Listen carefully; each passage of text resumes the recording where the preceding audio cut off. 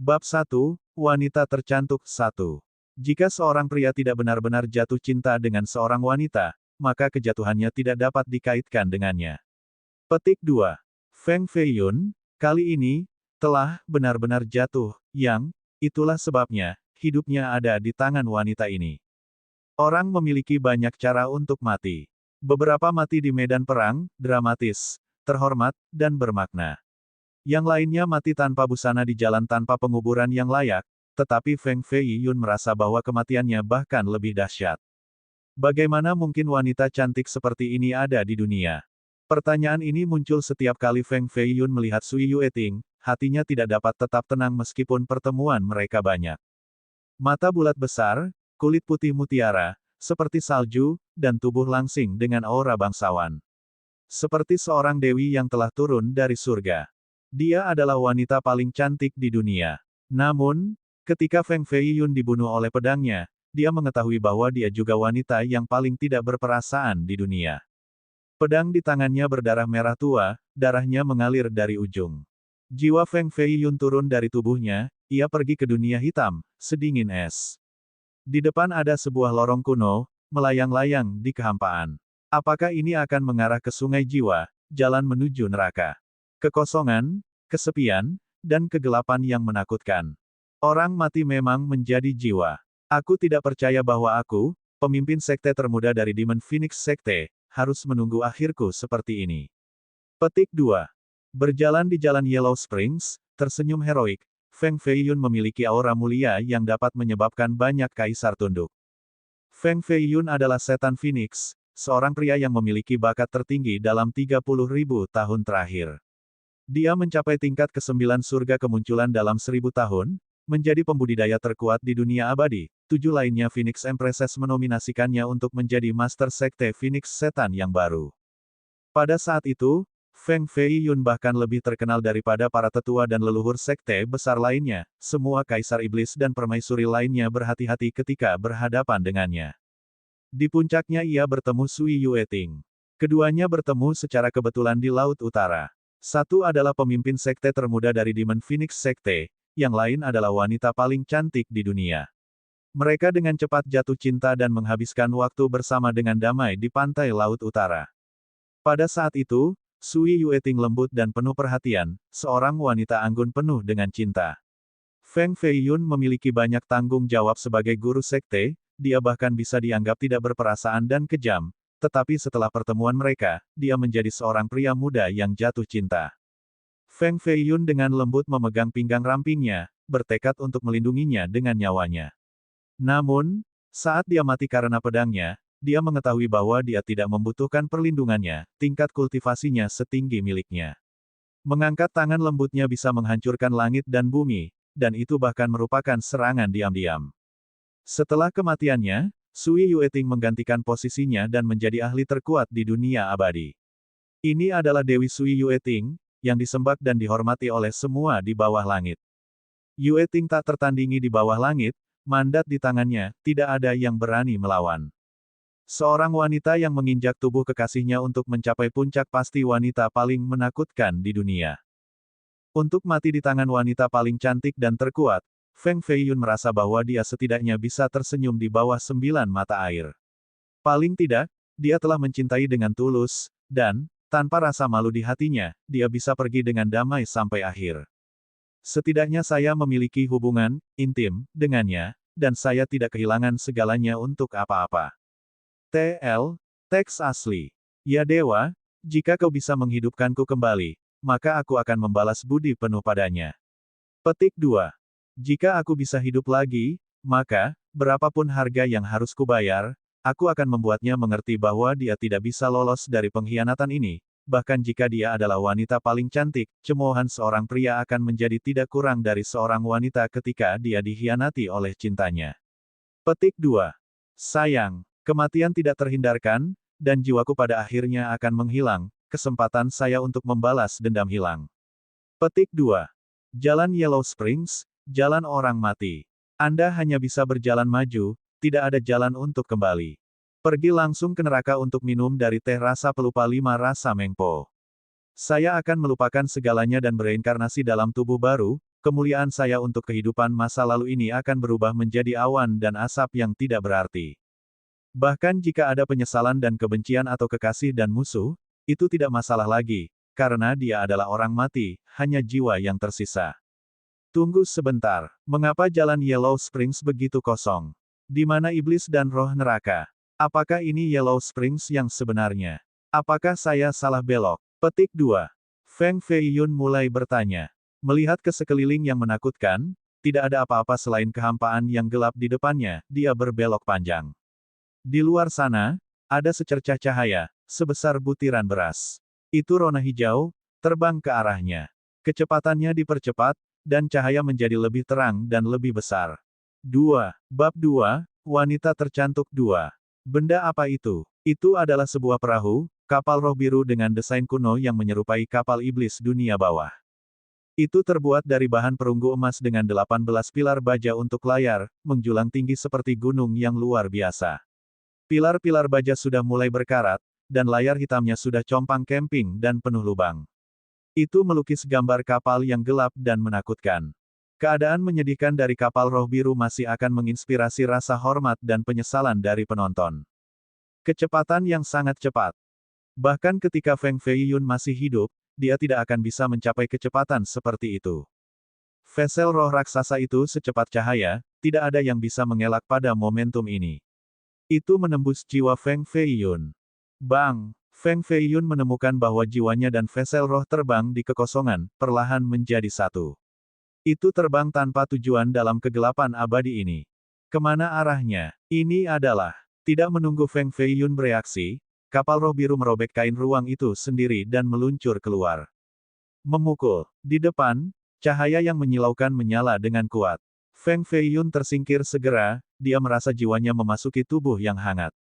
Membuka matanya, dia menemukan bahwa dia telah menjadi remaja berusia 14 atau 15 tahun. Dia bereinkarnasi. Namun, tubuh ini bukan miliknya, itu agak sakit-sakitan, bahkan jika dibandingkan dengan orang kebanyakan. Dan di kepalanya, banyak kenangan muncul kembali. Mudah untuk mengenali bahwa mereka milik pemilik tubuh ini. Apakah dia memasuki mayat? Atau apakah dia dengan paksa mencuri tubuh bocah ini? Lupakan ibumu. Hidup kembali sudah merupakan hal yang baik. Feng Feiyun tidak bisa sepenuhnya mencerna arus besar kenangan baru di kepalanya. Tiba-tiba, dia mendengar seorang gadis muda diam-diam menangis ketakutan di sampingnya. Tuan Muda Feng, tolong lepaskan aku. Umur saya masih sangat kecil, Anda seharusnya tidak melakukan ini. Gadis kecil itu gemetar ketakutan, matanya dipenuhi keputusasaan. Ada tanda merah 5 jari di wajahnya yang putih pucat, mudah untuk melihat bahwa dia baru saja ditampar. Saat ini, Feng Feiyun memiliki perasaan negatif terhadap wanita. Dia percaya bahwa wanita adalah pertanda buruk, mereka adalah kalajengking beracun, lebah berbahaya, dan yang terburuk adalah hati mereka. Ya dewa, siapa gadis ini? Feng Feiyun melihat sekeliling dan menemukan bahwa tubuhnya dingin, tangannya aneh, seolah-olah dia menyentuh sepasang katun lembut dan hangat. Mereka lembut dan licin, serta sedikit basah. Dia benar-benar telanjang di atas gadis kecil yang lucu itu. Pakaiannya sudah terkoyak olehnya, mengungkapkan dadanya yang putih salju. Tangan jahatnya meraih dada muda gadis ini. Ya dewa, puncak kembar dibentuk aneh. Kekuatan dari cengkeramannya terlalu banyak. Dua tubuh telanjang di tempat tidur melukis pemandangan yang sangat menarik. Dia seperti burung puyuh kecil yang tak berdaya yang berusaha keras untuk bersembunyi, tangannya menutupi bagian pribadinya, memperkuat pertahanan terakhirnya. Wajahnya penuh dengan air mata, menangis seperti hujan. Ini, tuan muda jahat ini mencemari seorang gadis muda yang tidak bersalah, karakternya tidak layak dipuji. Pikiran ini muncul di kepalanya, namun, tangannya tidak bisa membantu tetapi dengan ringan meremas lagi. Oh ibuku, apa yang dimakan gadis ini untuk membuat mereka begitu besar, perasaan ini, tidak buruk. Aduh, seseorang tolong. Petik 2. Dia berteriak minta tolong, jelas, dia kesakitan karena kontak. Bang-bang. Pintu kayu hitam itu dibanting terbuka oleh seorang pria berusia 80 tahun. Dia membawa tongkat panjang, dan tulang punggungnya bengkok karena usia tua. Dia hampir tidak bisa berjalan atau bahkan berdiri saat memasuki ruangan. Kakek, bantu aku. Gadis muda itu berteriak. Tubuh lelaki tua itu bergetar, diteror oleh pemandangan di tempat tidur, seolah-olah Xiao Yuer-nya dimakan serigala. Dia cepat berlutut di samping tempat tidur dan terus kowtow. Tuan Muda Feng, saya mohon, tolong lepaskan Xiao Yuer saya. Dia baru berusia 14 tahun, dia masih sangat muda. Tolong tunjukkan belas kasihan dan luangkan dia. Saya akan bersujud dan berdoa untuk Anda setiap hari. Tuan Muda Feng, saya mohon. TL, kowtow berlutut dan menyentuh tanah dengan dahi dalam penyembahan atau penyerahan sebagai bagian dari kebiasaan Cina. Tuan Muda Feng ini adalah orang rendahan di kota, tidak ada yang tidak akan dia lakukan. Mengenakan pakaian terbaik, memaksa gadis-gadis muda di siang hari bolong, membawanya pulang dan mencemari mereka. Banyak gadis muda dirusak oleh tangannya. Tuan Muda Feng ini adalah yang terendah dari yang terendah, sampah bumi. Namun, latar belakang keluarganya tidak bisa dianggap remeh. Itu bisa memanggil hujan dan mengubah angin di kota Spirit State. Meskipun semua orang sangat kesal, tidak ada yang berani mengatakan apapun. Yang terbaik yang bisa mereka lakukan adalah menghindarinya. Di kota Spirit State, untuk mendengar 3 kata, Tuan Muda Feng, sudah cukup untuk menakuti gadis kecil yang menangis. Orang tua ini benar-benar ingin mati. Putri besar Anda dipilih oleh Tuan Muda Feng adalah kekayaannya sendiri, jika dia bisa memuaskan Tuan Muda malam ini, dia bisa memasuki rumah kita sebagai pelayan. Jika tidak, kami akan menjualnya ke rumah bordil Sing Hua besok, menjadi pelacur bagi ribuan pria untuk naik. Petik 2. 2 pelayan dari luar masuk. Keduanya mengenakan seragam hitam dengan ekspresi seperti 2 harimau liar. Mereka mulai tertawa dan menendang lelaki tua itu, melumpuhkannya di tanah. Tidak, Xiao Yuer baru berusia 14, jika bordil Sing Hua membelinya, dia akan mati di sana. Petik 2. Pria tua berambut abu-abu itu mulai bersujud kembali, dahinya yang bengkak dari sebelumnya, sekarang dicat merah oleh darah. Rumah bordil Sing Hua adalah tempat pelacuran terbesar di kota Spirit State, dan itu juga tempat yang paling jahat. Bahkan gadis-gadis yang dijual ke rumah bordil dipaksa bekerja setidaknya 10 kali sehari. Semakin cantik gadis itu, semakin cepat dia akan mati. Itu adalah dosa manusia. Setiap pria ingin mengendarai wanita cantik, siapa yang peduli dengan uang itu? 3. Bab 3, Wanita Terindah 3. Jika cucunya benar-benar dibeli oleh rumah bordil Sing Hua, maka seluruh hidupnya akan hancur. Pria tua itu menatap cucunya yang dianiaya oleh Tuan Muda Feng di tempat tidur. Rasa sakit dan ketidakberdayaannya tidak bisa dijelaskan dengan kata-kata. Hatinya hancur, dia ingin bunuh diri, tetapi dia tidak bisa meninggalkan cucunya sendirian. Apa kau orang tua? Anda berani menghalangi waktu tuan kita yang baik. Aku akan mengalahkanmu sampai mati. Seorang pelayan berotot menendang lelaki tua itu keluar dari pintu, darah menutupi wajahnya. Tuan muda, terus berjalan, jangan khawatir tentang orang tua itu. Kami akan membereskannya. Haha. Kedua pelayan mengedip pada Feng Fei Yun dan tersenyum licik. Mereka pergi dan menutup pintu sambil membawa orang tua itu lebih jauh dengan tujuan untuk memukulnya hingga mati. Di luar, langkah kaki menjadi semakin lembut, dan suara memohon lelaki tua itu menjadi semakin lemah. Tuan Muda Feng, tolong luangkan kakek saya, aku akan melakukan apapun yang kamu mau. Xiao Yuer dengan cemas menangis dan memohon pada Feng Fei Yun. Tangannya menutupinya, tetapi pahanya yang anggun tidak lagi ditutup, menandakan penerimaannya terhadap kemajuannya agar dia bisa menyelamatkan kakeknya. Saat ini dia terlihat seperti domba yang tersesat, tunduk pada serigala jahat. Ekspresi tubuhnya sepertinya mengatakan bahwa jika kamu ingin memakanku, maka makanlah aku. Butuh beberapa saat, tapi Feng Fei Yun akhirnya kembali tenang dan membuat ingatannya masuk akal. Gadis kecil yang menanggalkan pakaiannya adalah Xiao Yu. Dia dan kakeknya, Luo, hidup dan saling mendukung di sebuah toko teh kecil yang terletak di gang. Hari ini, Feng Fei Yun dan 2 pelayannya melihat Xiao Yu bekerja di toko teh. Dia baru berusia 14 tahun, tetapi kemudaan bawaan dan wajahnya yang cantik menarik Tuan Muda Feng. Ketika malam tiba, Tuan Muda Feng pergi ke rumah lelaki tua Luo. Mereka menendang pintu engsel, dan mengambil Xiao Yu. Hal semacam ini telah dilakukan berkali-kali olehnya, jadi dia sudah tahu prosedurnya. Sebelum ada yang tahu, Xiao Yu sudah telanjang di bawahnya. Ini adalah ketika jiwa Feng Fei Yun menabrak tubuh Tuan Muda Feng dan kedua jiwa mereka menjadi satu. Inilah sebabnya dia berada dalam situasi yang canggung dan tak termaafkan. Sebagai satu, kesombongan Tuan Muda Feng dan tetap ada tetapi pikiran dan moral Feng Fei Yun memiliki kontrol tubuh. Tuan Muda Feng, tolong temukan rahmat di hatimu untuk menyelamatkan kakekku. Xiao Yuer terus memohon. Dia menutup matanya menunggu mimpi buruk yang akan datang. Dia mengatakan pada dirinya sendiri untuk tidak menangis, meskipun itu menyakitkan. Namun, setelah menunggu yang terasa seperti selamanya, dia tidak merasakan pelanggaran yang tidak diinginkan dan tubuhnya menjadi lebih ringan.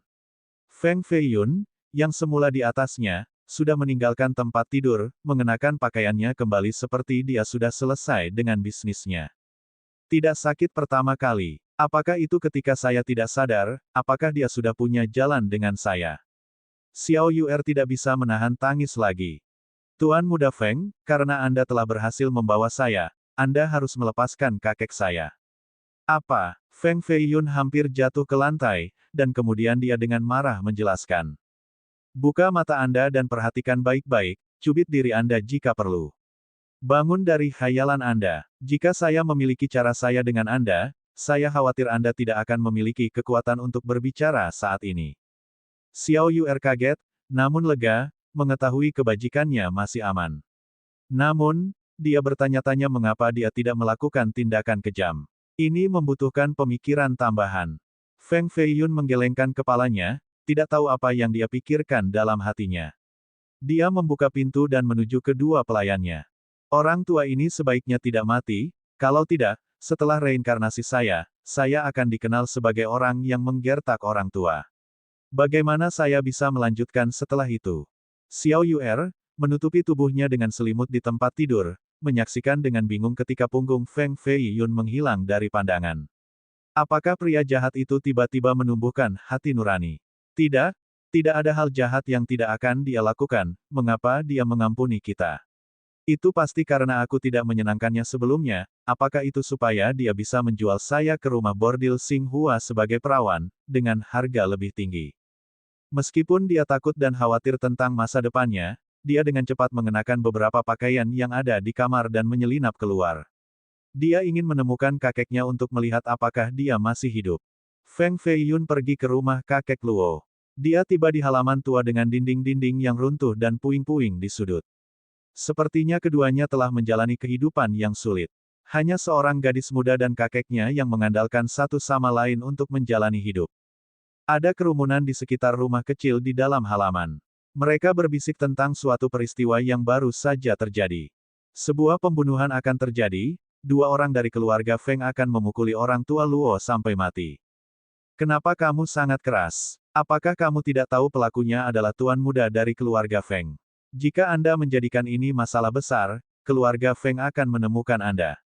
Di mana cucunya? Dalam kegelapan, orang-orang menggunakan obor untuk menerangi halaman orang tua Luo. Para pelayan Feng menyeret lelaki tua Luo ke daerah tengah, memandangi semua petani miskin, dan berkata, "Laki tua Luo tidak tahu benar dan salah, dia berani menyeberang tuan muda kita. Haruskah kita membiarkannya hidup di dunia ini?" Bab 4. Spirit Vessel, Bab 4, Holy Saint Tracer, 1. Ada kerumunan di sekitar rumah kecil di dalam halaman. Mereka berbisik tentang suatu peristiwa yang baru saja terjadi. Sebuah pembunuhan akan terjadi, dua orang dari keluarga Feng akan memukuli orang tua Luo sampai mati. Kenapa kamu sangat keras? Apakah kamu tidak tahu pelakunya adalah tuan muda dari keluarga Feng? Jika Anda menjadikan ini masalah besar, keluarga Feng akan menemukan Anda. Di mana cucunya? Dalam kegelapan, orang-orang menggunakan obor untuk menerangi halaman orang tua Luo. Para pelayan Feng menyeret lelaki tua Luo ke daerah tengah, memandangi semua petani miskin, dan berkata, "Laki tua Luo tidak tahu benar dan salah, dan dia berani menyeberang tuan muda kita. Haruskah kita membiarkannya hidup di dunia ini?" Semua tetangga melihat ke arah lain, masing-masing tetap diam. Meskipun semua orang tahu tuan muda Feng adalah monster di sini, tidak ada yang berani melawan keluarga Feng. Seorang pelayan mulai tertawa terbahak-bahak. Di kota negara roh ini, tuan muda Feng seperti surga.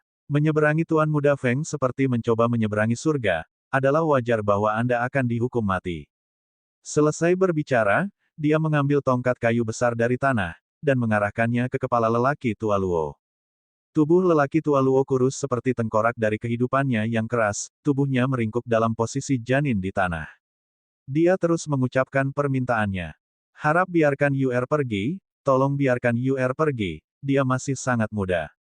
Para penonton tidak mau menyaksikan saat terakhir, tahu bahwa ia akan mati dan ditinggal anjing untuk dimakan.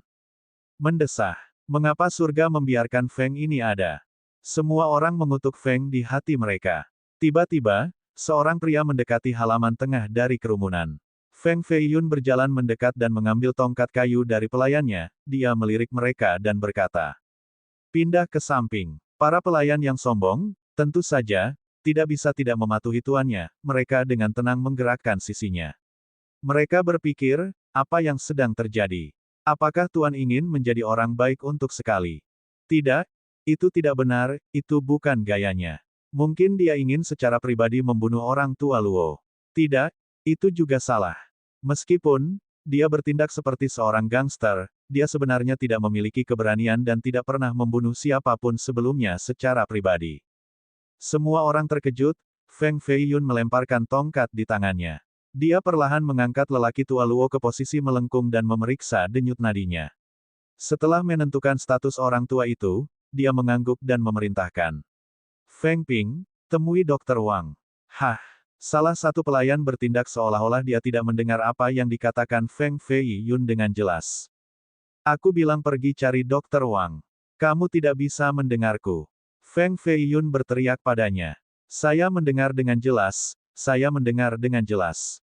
Pelayan bernama Feng Ping terus dengan patuh mengulangi kata-kata itu, dan kemudian dia berlari keluar dari halaman untuk mendapatkan dokter. Pada saat ini, semua orang terkejut sekali lagi. Peristiwa aneh. Peristiwa aneh. Para pelayan menyakiti lelaki tua Luo, namun Tuan Muda Feng datang untuk membantunya. Setiap orang yang telah menyaksikan acara ini kaget. Mungkin ini adalah hal yang baik, tetapi itu aneh. Seolah-olah seorang jenderal perang mulai merajut sapu tangan bunga, seorang biarawan menyikat rambutnya, atau seorang kasim memanggil pelacur. Dr. Wang dari klinik Gusan adalah seorang dokter terkenal. Dia berada di tempat tidur dengan istrinya ketika dia mendengar bahwa Tuan Muda Feng telah memanggilnya. Dia segera mengenakan seragam kerjanya dan menunggang kudanya ke lokasi. Setelah membantu orang tua, Luo membersihkan dan membalut luka-lukanya, Dr. Wang juga meresepkan obat terbaik yang tersedia. Baru setelah itu, dia bisa bernapas dengan mudah lagi. Tuan Muda Feng, usia tua Luo tinggi.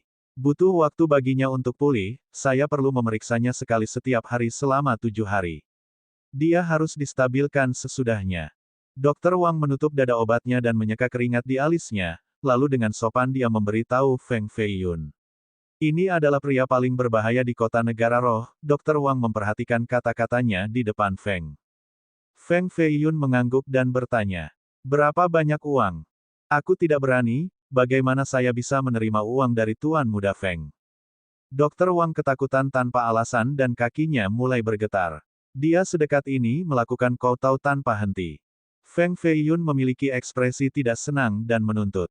Feng Ping, beri Dr. Wang 100 koin perak. Ledakan. Dr. Feng langsung berlutut di tanah, dan mulai bersujud kepada Feng Feiyun, mulutnya mulai memohon. Tuan Muda Feng, tolong jangan bunuh aku. Saya lebih suka memotong tangan saya dan tidak pernah menjadi dokter lagi daripada mengambil uang Anda. Dr. Wang diteror, hatinya memperingatkannya untuk tidak pernah mengambil uang dari Feng Feiyun. Dulu ada seorang pria bodoh yang menerima pembayaran makanan dari Tuan Muda Feng, setelah itu, rumahnya berantakan. Istri dan 3 putrinya dibawa ke Tuan Muda Feng, lalu dijual ke rumah bordil Xinghua. Menyinggung Tuan Muda Feng berarti mengucapkan selamat tinggal pada istrimu dan kehilangan anak-anakmu. Ini adalah tindakan terlarang yang tidak akan pernah dia lakukan. Feng Feiyun meratap dalam benaknya. Sepertinya tubuh ini di masa lalu telah melakukan begitu banyak dosa besar, di mata orang-orang ini, dia tidak berbeda dengan iblis. Namun, ia kemudian mengingat kenangan tertentu di benaknya dan melihat tindakan jahat yang dilakukan oleh Feng Feiyun tanpa penyesalan manusia. Dia tidak bisa membantu tetapi berseru, dasar sampah. Petik 2. Anda dapat pergi sekarang. Feng Feiyun berkata. Batu itu diangkat dari bahu Dr. Wang, dia terus berterima kasih kepada Tuan Muda, dan kemudian dia dengan cepat melarikan diri. Yuer, dengan pakaian compang camping, diam-diam melihat segalanya. Mata gelapnya berkedip berulang kali, dan dia bertanya-tanya apa yang direncanakan tuan muda yang jahat itu. Kenapa dia menyelamatkan kakek? Memiringkan kepalanya dan merenungkan peristiwa itu, Feng Feiyun sudah di depannya. Dia kehilangan akal dan dengan cepat melompat kembali sambil berteriak. Anda, apa yang kamu inginkan? Xiao Yuer dengan lemah mundur 2 langkah ke belakang, dan punggungnya ada di dinding. Feng Feiyun menatapnya dengan cermat, perlahan berjalan ke arahnya. Dia memperhatikan pakaiannya yang compang camping, orang bisa melihat sekilas tubuh lembut dan ramping di bawahnya. Bab 5, Spirit Vessel, Bab 5, Holy Saint Treasure, 2. Dia benar-benar seorang wanita cantik bertunas, terutama sepasang, kelinci putih kecil, sangat menggoda. Feng Feiyun mengingat gambar itu, dan dia merasa agak pingsan karena betapa mempesona itu. Batuk-batuk, apakah Anda membutuhkan saya untuk bertanggung jawab? Feng Feiyun berhenti sejenak, dan dia kemudian secara tak terduga menanyakan kata-kata ini. Feng Feiyun tidak benar-benar ingin memilikinya, tetapi dia ingin bertanggung jawab atas tindakannya. Dia tahu bahwa wanita konservatif dan sangat menghargai kemurnian mereka. Jika dia melihat seluruh tubuhnya, dia harus bertanggung jawab untuknya. Namun, jika dia tidak menginginkannya, maka dia bahkan tidak akan menyentuh jarinya. Ini adalah kode moral dasarnya. Ini adalah perbedaan terbesar antara Feng Angin, Feiyun yang lama dan Feng Phoenix, Feiyun yang baru. Catatan TL, kedua Feng identik ketika diterjemahkan ke bahasa Inggris. Namun, mereka terdengar berbeda dalam bahasa Cina dengan tanda aksen tambahan. Satu berarti angin dan phoenix lainnya. Tidak perlu, tidak perlu. Di seluruh kota negara roh, tidak ada gadis yang berani meminta Tuan Muda Feng untuk bertanggung jawab. Gadis-gadis yang dirusak olehnya di masa lalu akan dianggap beruntung jika mereka tidak dijual ke rumah bordil. Mereka semua menghindarinya, takut dia akan melakukannya lagi. Tidak ada yang berani memintanya untuk bertanggung jawab.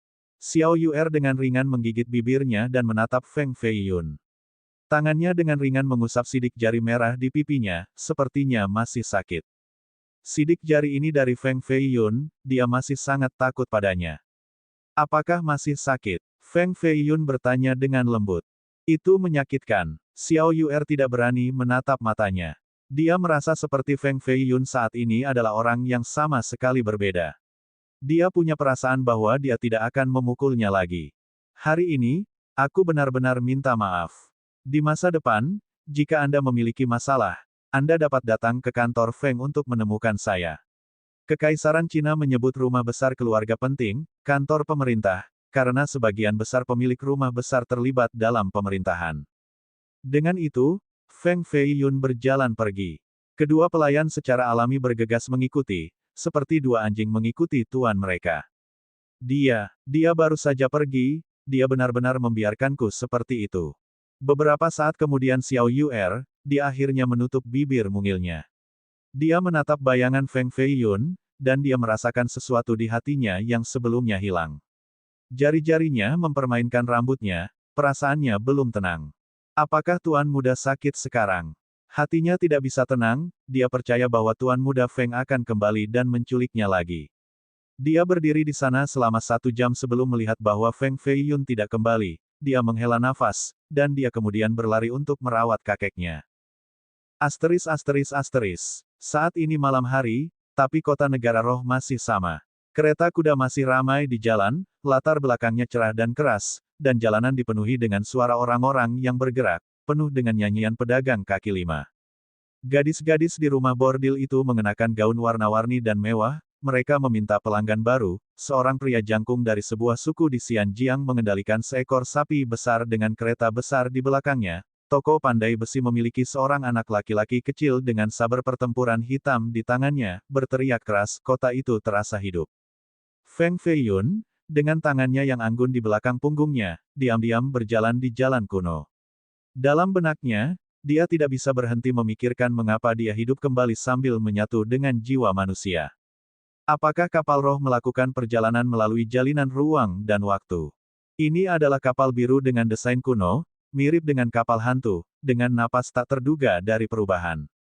Feng Feiyun, pada saat itu, hanya bisa berdiri diam dalam ketakutan, ia segera dibawa, oleh kapal roh, ke tubuh saat ini. Memang kapal roh yang membawa jiwanya ke tempat ini. Lalu kemana perginya kapal roh? Feng Feiyun membuka telapak tangan kanannya, dan ada bayangan samar sebuah kapal, sekitar 1 inci panjangnya. Terlalu buram untuk melihat tanpa konsentrasi berat. Ini sangat aneh, seolah-olah itu adalah tato perahu roh. Untuk bergabung dengan tubuh akan membutuhkan harta peringkat Sein Suci dalam legenda. Bahkan yang pertama dari 18 harta roh tidak akan bisa bergabung dengan tubuh, hanya harta suci Sein di legenda yang bisa mendapatkan tahap ini. Feng Feiyun, dalam kehidupan masa lalunya, adalah Master Sekte ras Iblis Phoenix.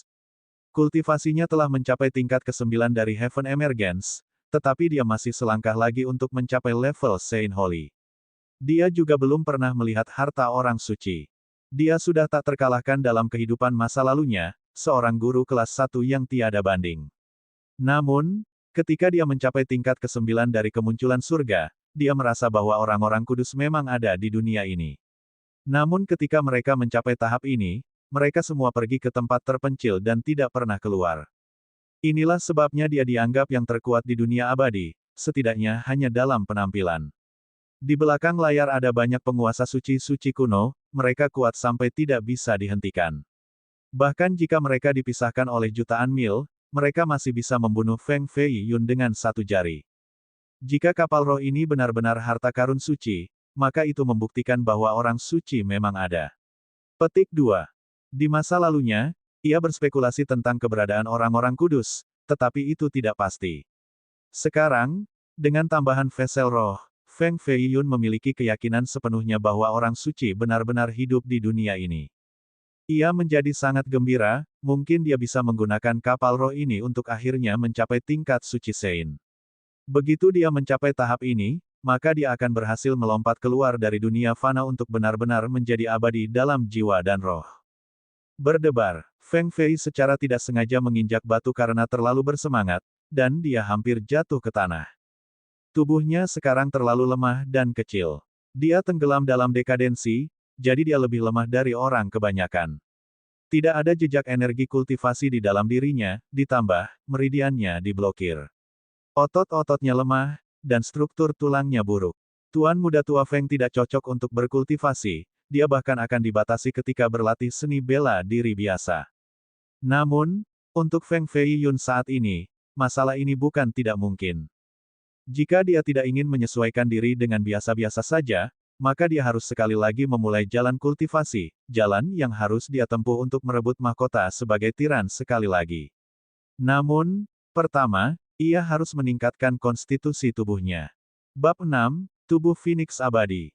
Buku mengenai tentara telah diterbitkan sejak lama. Banyak orang bijak dan ahli strategi berbakat tidak pernah berhenti meneliti dan menambahkan informasi ke dalamnya, menjadikannya abadi dan dapat diterapkan di medan perang. Isi buku ini termasuk strategi militer serta formasi dan cara mengaturnya. Itu dipelajari oleh banyak siswa cerdas, namun, karena setiap orang memiliki bakat yang berbeda, mereka belajar hal-hal yang berbeda dari buku.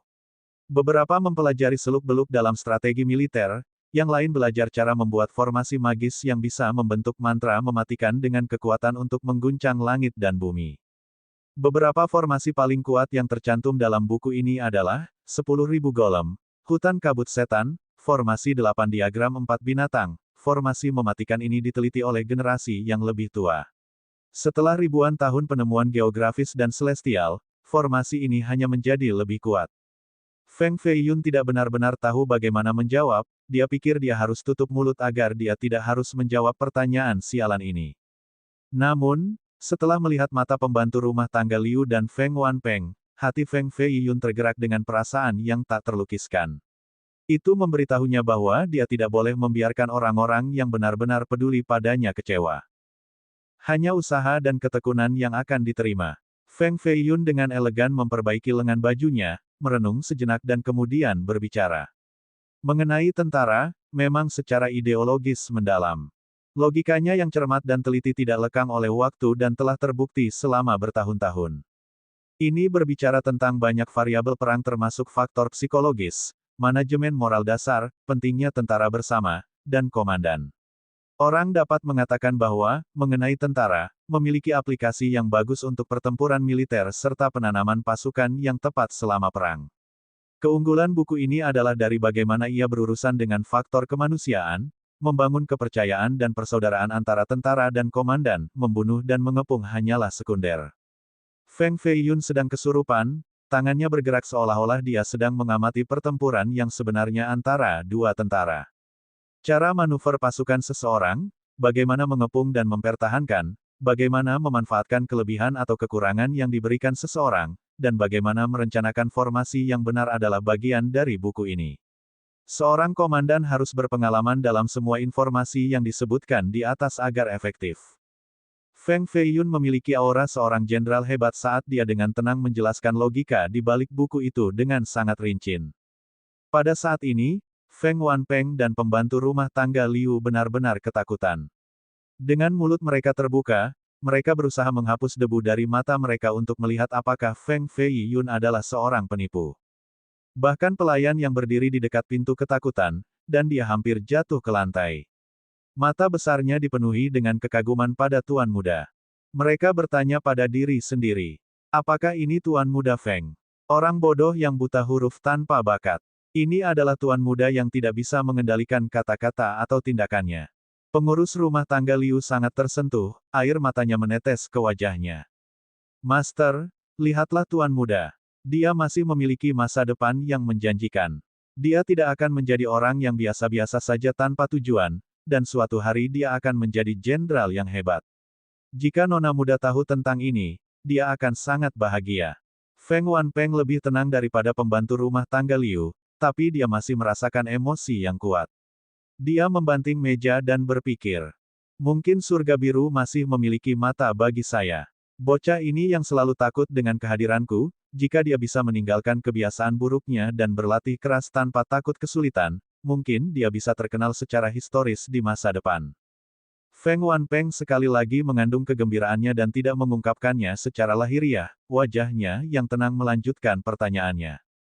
Kamu bilang memenangkan hati pasukanmu adalah poin utama saat membunuh dan pengepungan hanya di urutan kedua, bisakah kau menjelaskan logika ini kepadaku? Apa yang sebenarnya mendorong perang adalah kepercayaan dan moral prajurit di kedua sisi. Untuk menyelesaikan perang tanpa pertempuran dengan memenangkan atau menghancurkan hati para pejuang, ini adalah strategi yang sebenarnya. Feng Feiyun menjawab. Feng Wanpeng lagi-lagi bertanya. Dalam perang, faktor apa yang paling penting? Feng Feiyun tidak memiliki pengalaman dalam pertempuran militer, dan dia tidak tahu jawaban yang tepat untuk pertanyaan ini. Dia merenung sebentar dan kemudian menjawab. Fortune, keberuntungan. Alis Feng Wanpeng berkerut sejenak, kemudian dia meledak dengan tawa. Nasib baik, kamu tidak salah. Ketika dalam pertempuran, jika keberuntungan tidak ada di pihak Anda, maka bahkan dengan sejuta pasukan Anda pasti akan gagal. Nasib, takdir, tak terhindarkan. Ini adalah pertama kalinya Feng Feiyun mendengar tawa ayahnya. Meskipun jawaban ini tidak sepenuhnya benar, Feng Wanpeng masih puas dengan jawaban yang sederhana, namun mendalam. Namun, pada akhirnya, siapa yang tahu kalau ini hanya kilatan cahaya yang tiba-tiba? Siapa yang akan mengatakan bahwa dia tidak akan kembali bermain dengan pelayan dalam beberapa hari ke depan?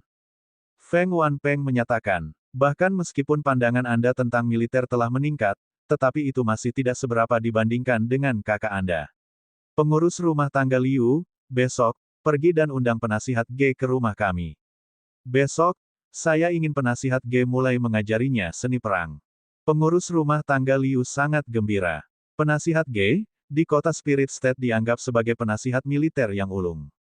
Jika Tuan ingin dia mengajar Tuan Muda, itu menunjukkan tuannya memiliki kepercayaan diri dan harapan Tuan Muda Feng mulai sekarang. Dinasti Jin selalu menggunakan kekuatan untuk memerintah kerajaan. Ada banyak pertempuran dan pemberontakan di dalam kerajaan, jika seseorang berbakat dalam seni perang, maka dia bisa bergabung dengan tentara, masa depannya, pada saat itu, tidak dapat diukur. Pengurus rumah tangga Liu dengan senang hati mengikuti perintah itu. Meskipun dia sudah tua, kecepatannya sangat mirip dengan angin, kakinya tidak pernah menyentuh tanah, dan dia menghilang dari lorong. Feng Feiyun mengikutinya keluar dari lorong ke halaman dalam. Pikirannya sedang mempertimbangkan masa depannya tentang budidaya dan karir militer. Dia harus menjadi yang terbaik, hanya saja, tujuan ini akan memungkinkannya untuk memiliki motivasi terkuat untuk sukses. Pertama saya harus membuat diri saya terkenal di dinasti Jin. Memulai kembali dalam kultivasi mungkin bukan hal yang buruk, itu akan melatih dan menempa tekadku sekali lagi. Ada kemungkinan saya bisa mencapai puncak yang lebih tinggi dari sebelumnya. Feng Feiyun tersenyum sambil melihat bayangan kapal roh di telapak tangannya, dia dengan sabar menunggu masa depannya. Masa depannya ada di telapak tangannya. Feiyun, saya mendengar bahwa Anda telah belajar membaca, apakah ini benar? Di dekat lorong, di sebelah kolam kecil yang tenang, seorang pemuda tampan muncul. Dia mengenakan jubah sederhana namun elegan, dan pedang putih besi digantung di pinggangnya, kinya mengalir secara alami di tubuhnya, menunjukkan kekuatan batinnya yang cukup besar. Setiap langkahnya terasa anggun, namun mereka mengandung aura putih tersembunyi yang disebutkan dari kakinya. Dia seperti abadi, wanita manapun akan tertarik padanya. Muda usia, penanaman kuat, tampan, dan elegan. Semua deskripsi ini berlaku untuk Feng Shuiyu. Senyumnya memancarkan perasaan damai. Dia pergi dan dengan lembut mengetuk bahu Feng Feiyun. Ini adalah kakak Feng Feiyun, dia diadopsi oleh Feng Wanpeng. Jika Feng Feiyun adalah orang bodoh yang tidak berpendidikan yang dibenci oleh semua orang di kota Spirit State, maka Feng Shuiyu adalah seorang pemuda terkenal yang dikenal karena bakat, kultivasinya, dan perilakunya yang rendah hati terhadap semua orang. Di mata orang-orang, Feng Feiyun dan Feng Shuiyu adalah dua sisi mata uang. Beberapa, di belakang punggung mereka, mengatakan bahwa Feng Shuiyu adalah gubernur muda masa depan dan mengutuk Feng Feiyun sebagai sepotong sampah, binatang, dan kehidupan yang rendah. Feng Shuiyu memperlakukan Feiyun dengan sangat baik, seolah-olah mereka terkait darah. Pertama kali Feng Feiyun mencemarkan seorang gadis, itu Feng Shuiyu yang mengaturnya dan merencanakan seluruh cobaan. Pertama kali Feng Feiyun membakar perpustakaan juga dengan bantuan dan perencanaan Feng Shuiyu. Setiap kali Feng Feiyun melakukan kekejaman, Feng Shuiyu selalu berurusan dengan akibatnya, dia bahkan memohon Feng Wanpeng untuk memaafkan adiknya. Tuan muda tua Feng sangat mencintai kakak laki-lakinya, tetapi Feng Feiyun saat ini muak di perut karena senyum Shuiyu. Jika bukan karena bimbingan Shuiyu pada usia muda, maka Feiyun tidak akan berada dalam disposisi saat ini di mana semua orang di kota membencinya. Feng Shuiyu adalah anak angkat, jika dia ingin mewarisi posisi gubernur, satu-satunya pilihan adalah membuat Feng Feiyun tidak memenuhi syarat dengan menghapus semua harapannya dari Feng Wanpeng. Feng Shuiyu hanya bergegas ke sini untuk memeriksa berita Feng Feiyun menjadi orang yang melek. Jika Feiyun menjadi orang yang lebih baik, maka dia akan mengancam kenaikan masa depannya. Mungkin dia perlu memusnahkan Feiyun di buayan, memotong gulma dari akarnya. Feng Feiyun tiba-tiba berpikir, dan dia ingin menggoda Shuiyu sedikit, dia menggelengkan kepalanya dan meratap. Literasi bagi saya adalah tugas yang sangat monumental, itu semua berita yang disebarkan oleh pelayan dan pelayan anjing. Seharusnya tidak sampai pada ayah karena dia mulai bertanya padaku tentang hal itu. Saudara pasti tahu, saya biasanya belum pernah membaca buku sebelumnya. Saya panik ketika dia bertanya kepada saya dan saya menjawab, The Golden Lotus. Saya sangat menyesali ini karena ini adalah buku terlarang. Oh, tentu saja ayah mulai memarahi saya. T.L. Jin Ping Mei atau The Golden Lotus adalah novel sejarah terkenal tentang hubungan ual di Cina kuno. Feng Shuiyu tidak bisa menahan tawa, dia lancang berpikir dalam benaknya, seorang idiot akan selalu menjadi idiot, saya pikir dia benar-benar menjadi terpelajar. Sepertinya saya tidak perlu khawatir. Haha, dia mengatakan, The Golden Lotus, di depan ayah angkat pasti lebih kecewa lagi padanya sekarang. Petik 2. Namun, wajahnya tidak mengungkapkan niat untuk diejek, dan dia dengan serius berkata, Feiyun, jangan terlalu khawatir tentang itu. Saya akan membantu menjelaskan hal ini kepada ayah angkat untuk Anda. Saya sangat berterima kasih, saudara. Feiyun tersentuh dengan air mata di matanya. Namun, dalam benaknya, dia tahu bahwa Feng Shuiyu jelas bukan orang yang baik. Baginya untuk menjelaskan sesuatu yang positif kepada ayah akan menjadi keajaiban, dia hanya akan menggunakan kesempatan ini untuk lebih mendiskreditkan saya. Kami lebih dekat dari saudara kandung. Masalah kecil, tidak layak disebut. Saya mendengar, baru-baru ini, Anda tertarik pada cucu lelaki tua Luo. Pergi dan temukan dia, Anda harus melupakan hal-hal yang tidak bahagia. Feng Shuiyu menyuarakan keprihatinannya. Ini ide yang bagus. Hanya saudara yang benar-benar mengerti saya. Feng Feiyun menjawab dengan perasaan segar dan pergi sesudahnya. Feng Shuiyu melihat seberapa cepat Feiyun pergi. Dia tersenyum sinis dan berpikir bahwa anak ini, cepat atau lambat, akan mati di atas perut wanita. Dia menggelengkan kepalanya dan pergi ke lobi utama. Dia melihat Feng Wanpeng duduk di kursi rumah dan berkata, "Ayah angkat, mengenai Feiyun. Anda tahu tentang kisah Feiyun?" Jari-jari Feng Wanpeng dimainkan dengan lembut dengan cangkir teh, ekspresinya menjadi agak aneh. Feng Shuiyu tidak tahu suasana hati Feng Wanpeng saat ini, namun, dia yakin bahwa dia menjadi lebih kecewa dengan Feng Feiyun, bahkan sampai putus asa. Hehe, semakin kecewa Anda, semakin menguntungkan bagi saya. Dia sangat gembira di dalam, di luar, dia menghela nafas berat, dan dia mengangguk. Feiyun, pada akhirnya, masih terlalu muda. Membaca buku itu memang agak tidak pantas. Tidak, saya merasa sangat pas. Feng Feiyun bocah itu kurang disiplin. Sebelumnya, saya tidak berpikir bahwa dia bisa menjadi sesuatu yang berharga, namun, jika dia bisa meneliti buku-buku ini lebih lanjut, saya percaya bahwa masih ada harapan baginya. Shuiyu, mengenai bidang ini, Anda harus belajar darinya sedikit, baca buku jenis ini lebih lanjut. Itu hanya akan membantu jalur karir masa depan Anda. Dengan ekspresi serius, Feng Wanpeng berkata dengan sungguh-sungguh. Feng Shuiyu tertegun. Mengapa buku seperti The Golden Lotus tidak lebih dari yang baik untuk karirnya? Apakah ayah angkat mencoba mengajari saya rahasia tentang pengadilan? Tapi, The Golden Lotus, bagaimana itu bisa berhubungan dengan administrasi dengan cara apapun? Pengalaman saya tidak cukup. Saya tidak dapat melihat seluk-beluk atau implikasi jangka panjang dari kata-katanya. Meskipun hati Feng Shuiyu dipenuhi dengan pertanyaan, dia tidak berani bertanya. Namun, dia dengan hormat mengatakan, "Nasihat Anda bijaksana, Shuiyu akan meneliti lebih lanjut tentang topik ini. Saya tidak akan membiarkan ayah angkat kecewa." Feng Wanpeng dengan angguk mengangguk. Tentu saja, Feng Feiyun tidak benar-benar mencari Xiao Yuer sebelumnya, karena itu hanya tipuan untuk menipu Feng Shuiyu. Yang paling penting saat ini adalah menumbuhkan Immortal Phoenix Fisik. Hal yang paling penting baginya saat ini adalah kultivasi, seni perang hanya bersifat sekunder. Jika kultivasi seseorang benar-benar tinggi, mencapai puncak, satu pukulan dapat menghancurkan jutaan tentara. Seni perang, di depan kekuasaan absolut, tidak layak disebut.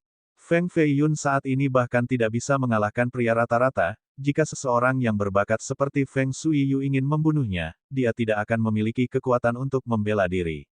Ini adalah alasan lain mengapa dia terburu-buru berkultivasi. Meskipun fisiknya tidak cocok untuk budidaya, Immortal Phoenix Fisik dapat meningkatkan konstitusi seseorang dan tipe tubuh bawaan, ini akan membuatnya menjadi jenius kultivasi. The Immortal Phoenix Fisik dibagi menjadi dua tahap. Tahap pertama adalah pemurnian darah. Darah adalah sumber kehidupan dalam tubuh manusia, tetapi juga mengandung banyak kotoran. Semakin tinggi jumlah kotoran, semakin lemah tubuh. Semakin rendah tingkat darah, semakin lemah pula tubuh. Dengan demikian, jika kemurnian dan kadar darah dapat meningkat, maka tubuh akan menjadi lebih kuat juga, meridian akan melebar, tulang dan sumsum akan menjadi lebih rumit dan tangguh. Tahap kedua adalah pemurnian tulang. Ini juga dikenal sebagai cultivating the phoenix bones. Kecakapan seorang kultivator tergantung pada fisik seseorang, dan kekuatan fisik ditentukan oleh struktur kerangka. Tulang-tulang itu adalah fondasi tubuh yang dibutuhkan untuk menciptakan tubuh abadi. Setiap kali tulang phoenix berhasil diolah, tubuh menjadi satu bagian lebih kuat. Hanya ketika seseorang telah menyelesaikan semua 999 tulang phoenix, Immortal Phoenix fisiknya dianggap telah mencapai penyelesaian sempurna, memungkinkannya untuk hidup 90.000 tahun. Di masa lalunya, Feng Feiyun telah menghabiskan 206 tulang phoenix, tubuhnya lebih keras dari intan, dan unsur-unsurnya tidak bisa melukainya. Jika dia bisa mencapai penyelesaian besar, maka Sui Yueting tidak akan bisa membunuhnya bahkan dengan serangan diam-diam. Setelah tingkat penyelesaian Grand Immortal Phoenix Fisik tercapai, maka pemiliknya dapat berdiri tegak bahkan di antara orang-orang suci kuno. Namun, sekarang, Feng Feiyun harus memulai dari awal. Dia memulai proses pertama, pemurnian darah. Itu dibagi menjadi 4 langkah. Langkah pertama adalah menghilangkan kotoran dari darah. Setelah darah mencapai warna api merah, itu telah dimurnikan. Meridian akan lebih luas setelah mencapai langkah pertama. Selain itu, darah yang dimurnikan akan memungkinkan energi roh untuk menghitung dari itu dan mengubah konstitusi asli tubuhnya. Mencapai tingkat awal alam roh juga dianggap sebagai langkah pertama dalam meninggalkan dunia fana. Penggarap juga memiliki peringkat mereka sendiri, begitu mereka mencapai tahap tertinggi, mereka akan menjadi orang suci dan abadi. Alam roh adalah tahap pertama dari para kultivator, dan dibagi menjadi awal, menengah, dan puncak. Pada tahap ini, tubuh mampu menghasilkan energi rohnya sendiri, dan ini adalah faktor pembeda antara manusia dan seorang pembudidaya.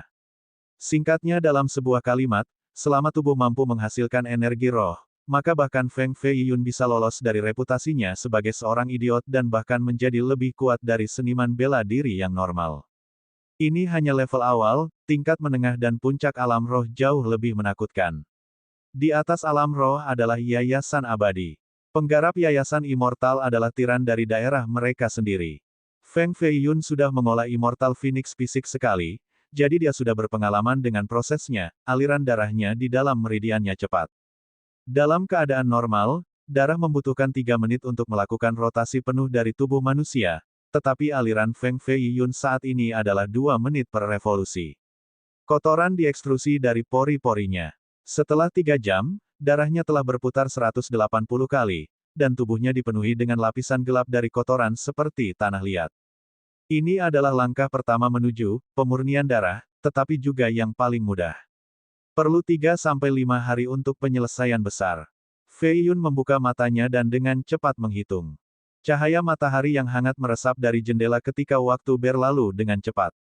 Feng Feiyun tidak tidur sepanjang malam, tapi dia tidak punya perasaan kantuk.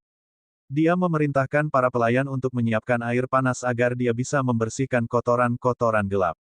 Seorang pelayan kemudian mengenakan jubah putih sutra baru untuknya, dia diremajakan dan dipenuhi energi. Sarapan besar sudah disiapkan. Itu terdiri dari sup jamur cincau salju, semangkuk sarang burung dengan biji teratai, sepiring shortbread kepingan salju buteret, dan hidangan daging tanpa lemak yang menggugah selera. Feiyun melihat makanan di atas meja dan menggelengkan kepalanya. Buang, bawakan aku 1 pon roti dan air. Karena dia berada di tengah-tengah penyucian, makanannya harus sederhana. Roti dengan air adalah kombinasi terbaik. Kedua pelayan itu berpikir sendiri bahwa tuan muda telah menjadi begitu tidak terduga, seolah-olah dia kesurupan. Namun, mereka tidak berani mempertanyakan niatnya, jadi mereka segera membersihkan makanan di atas meja dan membawakannya roti dan air. Untuk makan siang, siapkan hal yang sama untukku. Feiyun segera memakan roti dan minum airnya. Setelah itu, dia pergi ke gunung berhias di kolam dekat gedung barat, dia berdiri di atas batu yang terisolasi dan dengan lembut melemparkan tinju, lalu menariknya.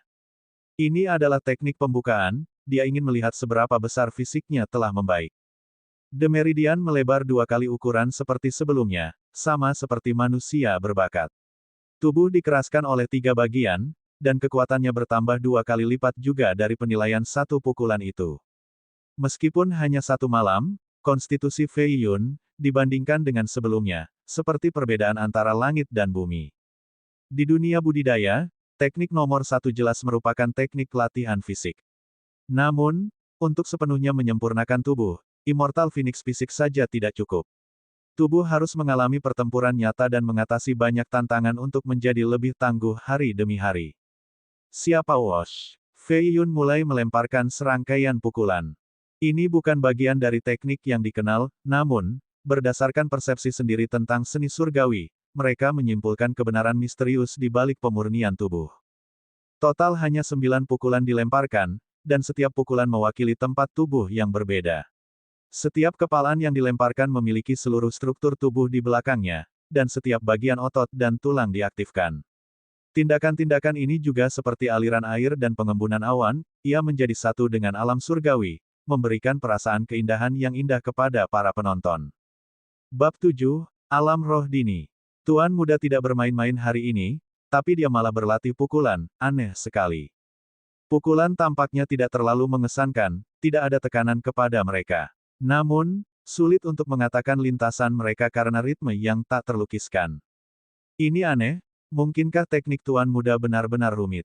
Apakah itu yang tidak bisa ditiru sekalipun mereka mencobanya? Beberapa pelayan mulai meniru tindakan Feng Feiyun, namun, mereka tidak bisa melakukan aliran alami yang sama. Setiap kali tinju mereka terbang, seluruh tubuh mereka merintih kesakitan, mereka tidak punya pilihan selain berhenti karena mereka tidak berani mengambil risiko merasakan sakit lagi. 9 tinju berbeda dari Feng Feiyun mewakili 9 makna tersembunyi yang berbeda, mereka tampak sederhana secara lahiriah, tetapi pada kenyataannya, mereka penuh teka-teki. Bahkan jika seseorang bisa meniru tindakan fisik, tanpa mampu meniru makna yang tersembunyi, ia hanya akan membahayakan dirinya sendiri. Feng Shuiyu berada di atas balkon di lantai 6 sebuah bangunan yang jauh, dia menyaksikan Fei Yun berlatih dari jauh, dan ekspresinya yang tampan menjadi dingin. Di satu tangan, ada sebuah buku, dan tangan lainnya sibuk mengetuk meja balkon. Dia tersesat dalam perenungannya. Tuan muda, tidak perlu khawatir, teknik tinjunya hanyalah permainan monyet. Tidak akan ada prestasi yang dihasilkan darinya. Seorang pelayan jelek berdiri di belakang Sui Yi menyeringai. Sui Yu menggelengkan kepalanya, dan dengan serius menjawab. Mereka tidak normal, sesuatu seperti ini tidak normal. Saya merasa ada sesuatu tentang dirinya yang sangat berbeda dari sebelumnya, itu membuatku gelisah. Dia, apakah Anda ingin saya membuatkan daging cincang darinya? Seperti untuk menghindari mimpi buruk dari malam yang panjang. TL, berarti lebih lama malam, lebih lama mimpi buruk sehingga lebih baik untuk tidur pendek. Seorang pelayan yang berbeda berkata. Sui Yu memelototinya dengan tatapan dingin, dan berseru. Apakah kamu pikir ayah angkat benar-benar menyerah padanya? Dia adalah pria yang sangat cerdas, begitu dia mengetahui bahkan sedikit saja pembunuhan saudara, kita semua akan mati. Kecuali tidak ada pilihan lain, kita tidak akan menyentuh Feng Feiyun. Juga, pengurus rumah tangga Liu ada di sisinya. Tingkat kultivasi pria ini tidak terduga, dengan dia di sisi Fei Yun, kecuali saya secara pribadi mengambil tindakan, tidak ada yang berhasil dari itu. Seorang pelayan berbicara, yang muda telah mencapai tingkat ketiga dari metode Gale yang kuat, dan kultivasi Anda berada di puncak alam roh, Anda mampu melawan 10 ahli sekaligus, namun Anda masih tidak bisa mengalahkan orang tua itu Liu. Metode Gale kencang, adalah manual kultivasi yang tidak lengkap yang Feng Wanpeng berikan kepada Feng Shuiyu. Kecakapannya yang baik memungkinkannya untuk mencapai tingkat ketiga hanya setelah beberapa tahun, dan dia sangat dipuji oleh Feng Wanpeng berkali-kali. Feng Wanpeng telah berkultivasi selama 30 tahun, dan dia hanya di tingkat kelima. Namun, ini sudah cukup baginya untuk memerintah seluruh kota. Feng Shuiyu mencapai tingkat ketiga hanya dalam 3 tahun, bakatnya hanya bisa lebih tinggi dari Wan Peng. Jangan meremehkan pembantu rumah tangga Liu, kultivasinya tidak boleh lebih rendah dari ayah angkat. Feng Shuiyu adalah pria yang sangat teliti, jadi, dia memastikan tindakannya dilakukan tanpa kesalahan. Dia merenung dan kemudian bertanya. Kepribadian Feng Feiyun berubah setelah semalam, kan? Siapa yang dia temui kemarin? Pelayan itu dengan hati-hati menjawab. Gadis Xiao kecil, Xiao Yuer. Kemarin ada peristiwa aneh, Feng Feiyun sendiri meminta seorang dokter untuk merawat orang tua Luo, namun, keajaiban di sini adalah bahwa ia tidak menyentuh gadis Xiao. Bagaimana jika Xiao Yuer membuatnya bertobat, dan dia mengubahnya menjadi orang yang baik? Dirubah oleh seorang wanita, seorang playboy bertobat. Feng Shuiyu merasa terhibur dengan pemikiran itu dan berkata, menarik, menarik. Anda pergi mencari saudara Wu, biarkan dia yang mengurus ini. Jika Feng Feiyun merawat bunga dengan lembut, maka kita akan menemukan seseorang yang tidak peduli dengan bunga. Haha. Jika Xiao Yuer bertemu saudara Wu, maka itu akan menjadi bunga yang akan hancur dengan daun sobek. Pelayan itu tertawa mesum. Hatinya tahu tipe orang seperti kakak Wu dan nasib Xiao Yuer yang tak terhindarkan. TL, perikop di atas berputar pepatah Cina melambangkan wanita sebagai bunga sehingga mereka semua mempertahankan metafora ini. Seorang playboy bertobat. Itu tidak mudah. Feng Shuiyu menenangkan niat jahatnya dan kembali membaca buku yang ada di tangannya. Sampul buku itu adalah The Golden Lotus. Selama 3 hari berikutnya, Tuan Muda Feng belum meninggalkan rumah Feng. Dia belajar strategi militer dengan penasihatnya di siang hari dan Immortal Phoenix fisik di malam hari. Hari ini, Tuan Muda Feng sepertinya adalah orang yang berbeda, banyak pelayan dan pelayan tidak tahu apa yang terjadi. Setelah 3 hari berkultivasi, ki darah di tubuh Feng Feiyun menjadi sangat berlimpah, warnanya menjadi api merah tua, dan alirannya bahkan lebih cepat. Tubuhnya berkali-kali lebih kuat dari sebelumnya. Bam! Sehelai darah putih lahir di veselnya, dan itu mengalir ke diantiannya. Itu tidak berhenti menyebar, itu seperti danau yang terhubung ke laut. Setiap tetes individu perlahan-lahan menyebar ke seluruh tubuhnya. TL dan Tian adalah area di bawah perut, yang dianggap oleh sebagian besar Wuxia, Xianxia sebagai rumah untuk energi, budidaya. Ini adalah alam roh. Aku akhirnya mencapai level pertama dari pemurnian darah, dan aku telah menciptakan rantai rohku yang pertama. Saat ini, saya bisa dianggap berada pada tahap awal alam roh. Petik 2. Purifikasi darah sendiri dibagi menjadi 4 tahap. Tahap pertama adalah ketika darah murni dengan warna merah tua. Yang kedua terjadi ketika darah mendidih dengan warna obsidian seperti tinta hitam. Yang ketiga terjadi ketika darah membentuk kesadarannya sendiri, dengan cahaya perak yang memancar. Yang keempat adalah yang terakhir. Darah menjadi satu dengan alam lagi, dan warnanya akan kembali ke keadaan aslinya. Feng Feiyun saat ini berada pada tahap pertama, dan darahnya berwarna merah.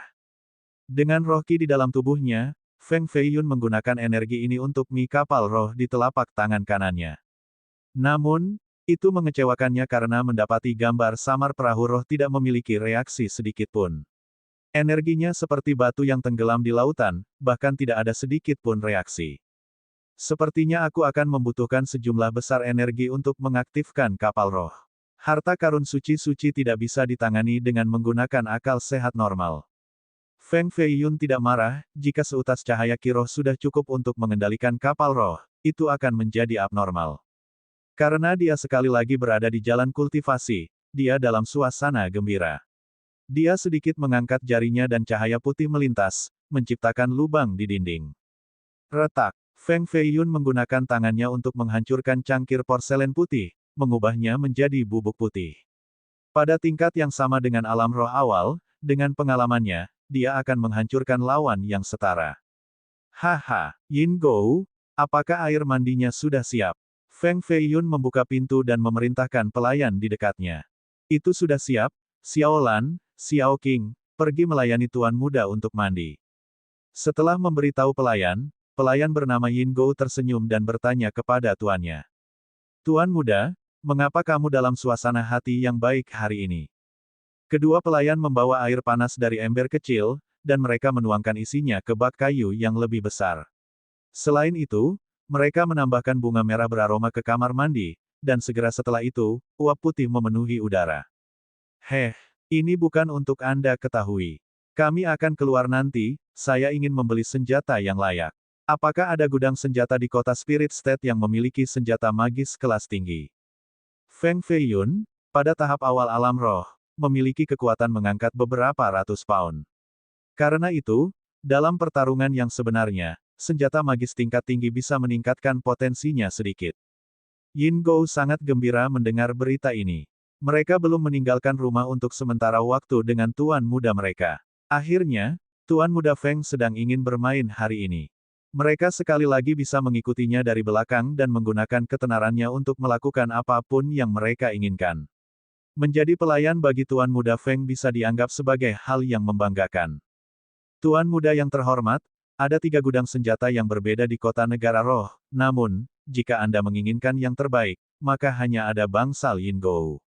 Yin Gou menjawab, kenapa hanya bangsal Yin Gou yang memiliki senjata magis terbaik? Feng Feiyun sedang bersantai di bak mandi dengan salah satu pelayan menggosok punggungnya. Bangsal Yin Gou sangat besar, dan bisnis mereka berkembang. Itu dimiliki oleh salah satu dari 4 keluarga besar dinasti Jin, keluarga Yin Gou.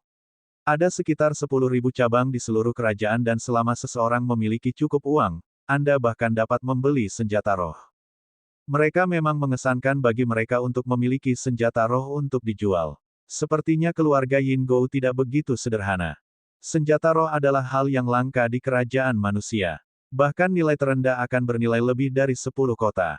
Mereka adalah harta yang memiliki kesadaran mereka sendiri dan melampaui batas dunia fana. Harta normal tidak bisa dibandingkan dengan mereka. Keempat keluarga besar semuanya tangguh, memiliki rahasia tersembunyi.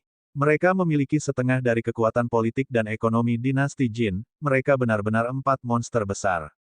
Baik, mari kita pergi ke bangsal Yingou. Feng Feiyun mengumumkan. Bab 8, Crimson Dragon. Feng Feiyun berusia 14 tahun yang romantis. Hari ini, dia mengenakan jubah sutra ungu dengan rambut yang diikat rapi di belakang lehernya, dan dia memiliki kipas kertas di tangannya, dia mengungkapkan tampan yang belum pernah ada sebelumnya, tidak seperti sebelumnya. Feng Feiyun sudah tampan, dan, hari ini, dia seperti seorang sarjana muda. Setelah berlatih, Immortal Phoenix fisik, temperamen dan ekspresinya lebih cerah daripada cahaya, dia, di samping semua ini, ditemani oleh udara pengembara romantis. Bahkan dua pelayannya, Feng Ping dan Feng An, bingung oleh penampilan barunya, mereka tidak bisa melihat kemiripan dengan dirinya yang normal, sama sekali. Mari kita pergi. Saya akan pergi ke bangsal Yingou sekarang. Apa yang kalian tunggu? Cepat dan memimpin jalan. Feng Feiyun memerintahkan dengan keras. Kedua pelayan itu, kemudian, mendapatkan kembali akalnya, dan mereka memimpin jalan. Bangsal Yingou terletak di daerah sisi selatan yang makmur di kota negara roh. Itu memiliki 7 lantai, dan itu terbuat dari batu bata kayu yang dihiasi dengan ukiran naga dan phoenix. Itu menjadi simbol kota yang terkenal.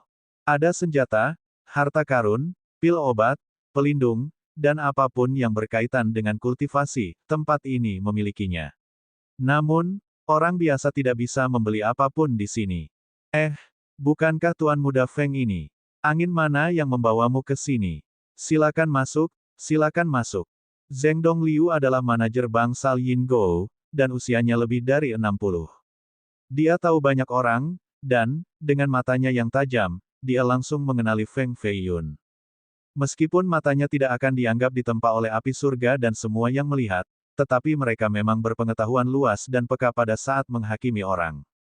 Itu adalah pertama kalinya Feng Feiyun mengunjungi bangsal Yingou, tetapi ayahnya adalah tiran kota negara roh, dengan demikian, dia sudah ditambahkan ke daftar orang penting. Ini adalah tuan muda, jadi dia harus diterima dengan baik. Feng Feiyun, dengan kipas di tangannya, dengan anggun berjalan ke bangsal Yingou, dan dia berkata sambil tersenyum. Reputasi bangsal Yingou adalah seperti yang disebutkan, ini adalah pertama kalinya saya di sini, tetapi Anda sudah mengenali saya. Di kota ini, siapapun yang tidak mengenali Anda akan mengalami penurunan bisnisnya. Zheng Dongliu membawa Feng Feiyun ke kamar dalam di mana sudah ada teko-teh. Dia bertingkah cukup ramah dan akrab dengan Feiyun. Feiyun tidak menghindar dari sambutan hangat, dia duduk, dan dia berkata. Kata-kata Anda terlalu banyak. Bisnis orang lain mungkin turun, tetapi bangsal Yingou jelas bukan bagian dari kelompok ini. Di belakang bangsal adalah keluarga Yingou yang hebat, salah satu dari 4 keluarga besar di dinasti Jin. Orang normal tidak mampu menyinggung mereka. Feng Feiyun, tentu saja, tidak cukup bodoh untuk mengacaukan keluarga Yingou, setidaknya, dia tidak pada saat ini karena dia saat ini tidak memiliki kekuatan. Saat Feiyun memasuki pintu, Zheng Dongliu sudah mulai mengamati tuan muda legendaris ini dengan sangat hati-hati, namun, kesannya terhadap Feiyun, dibandingkan dengan reputasinya, sangat berbeda. Tuan muda ini sepertinya bukan idiot. Zheng Dongliu tersenyum, dan dia kemudian bertanya. Jika Anda tidak punya bisnis, Anda tidak akan datang ke sini. Apa yang ingin Anda beli di sini di bangsal Yingou? Weapons. Saya mendengar bangsal Yingou menjual senjata magis terbaik. Feng Feiyun menjawab. Zheng Dongliu melanjutkan. Apa yang ingin kamu beli? Senjata dikategorikan menjadi 28 bagian berbeda, pedang, pisau, tongkat, kait, cincin. Pedang. Feiyun berkata, yang mana yang kamu mau? Saber juga dibagi menjadi 34 kategori yang berbeda, Zanma Saber, saber pembantaian kuda, saber kupu-kupu, saber harimau. Zheng Dongliu adalah pedagang yang cerdik, dan ia akrab dengan barang dagangan apapun, jika tidak, dia tidak akan menjadi manajer lingkungan Yingou. Pedang berat. Feng Feiyun berbicara. Zheng Dongliu terkejut, Tuan muda Feng ini terlihat seperti orang yang secara fisik lemah. Mungkinkah dia memegang pedang yang berat? Meskipun pikirannya mempertanyakan pilihannya, dia tidak ingin mengungkapkan kekhawatirannya. Pedang yang berat, yang paling ringan adalah 89 pon, dan dibagi menjadi 3 peringkat, saber besi, saber magis, dan saber roh. Saya percaya bahwa Anda tidak akan menemukan saber besi layak status Anda. Hari ini, bangsa Yin Gou kami memiliki 2 pedang berat sihir yang dibuat dengan halus, Anda dapat memilih dari mereka. Zheng Dongliu menjelaskan, senjata dibagi menjadi 3 kategori, senjata normal, senjata magis, dan senjata roh. Senjata normal tingkat tinggi dibuat dari logam biasa, dan mereka bisa membelah batangan besi tanpa merusak bilahnya. Namun, bahkan senjata magis tingkat terendah dapat dengan mudah mengiris senjata kelas normal terbaik, mereka dibuat dengan beberapa logam khusus yang sangat berharga. Adapun senjata roh, mereka sangat langka. Masing-masing dari mereka adalah senjata surgawi dengan kekuatan untuk menakuti surga dan mengguncang bumi. Bahkan jika seseorang akan memperdagangkan 10 kota fana untuk mereka, tidak ada yang mau. Saat ini, di semua kota Spirit State, tidak ada yang punya. Mungkin, di lingkungan Yin Gou, mereka berpotensi menjadi satu-satunya kelompok yang memiliki penjualan. Zheng Dongliu membawa Fei Yun ke tingkat kelima. Semakin tinggi level, semakin tinggi tingkat senjata serta tingkat perlindungan. Pedang berat magis pertama dibawa oleh 2 pengawal. Bilahnya benar-benar hitam dan panjangnya sekitar 1,5 meter. Tebalnya setengah telapak tangan, dan di atasnya ada ukiran binatang dengan aura dingin yang sedingin es. Ini adalah senjata pembunuh sejati, orang tidak bisa menahan diri untuk tidak melihatnya. Nama pisau itu adalah manusia ya, dan beratnya 342 pound. Itu terbuat dari baja gelap yang ditemukan di dasar lautan. Seluruh bilah memiliki elemen es, setelah mengiris leher seseorang, itu bisa membekukan darah dalam sekejap mata. Jadi, bahkan setelah membunuh seseorang, bilahnya tidak akan berlumuran darah. Zheng Dongliu membawa secangkir air, dan dia menuangkannya ke atas bilahnya. Sebuah suara yang membekukan memenuhi ruangan itu, dan mereka tidak lagi jatuh air begitu mereka mencapai lantai, airnya berubah menjadi es. Harga pisau ini adalah 3.000 koin emas. 1 koin emas sama dengan 100 koin perak, dan 1 koin perak bernilai 100 koin perunggu. 1 koin emas cukup untuk memberi makan keluarga biasa selama setahun, sehingga orang bisa melihat bahwa 3.000 koin emas adalah jumlah yang mengejutkan, kekayaan besar di mata orang-orang biasa. Itu pisau yang bagus. Feng Feiyun bertepuk tangan, tetapi dia juga menggelengkan kepalanya dan berkata, sayangnya pisau ini terlalu besar, adakah yang berbadan lebih kecil? Feng Feiyun tidak menyebutkan harga, menunjukkan bahwa 3.000 koin emas, baginya, bukan jumlah yang besar. Iya nih. Zheng Dongliu mengeluarkan bilah kedua. Bilah kedua ini hanya 1 meter panjangnya, dan tubuhnya tidak setebal itu. Itu memiliki warna merah tua dengan aura kuno, satu sentuhan tangan membawa perasaan kehangatan. Tubuh bilah memancarkan perasaan alami sementara ujung-ujungnya sendiri terasa tumpul, bahkan ada lubang di dalamnya. Tampaknya, itu tidak dibuat dengan perhatian besar terhadap detail.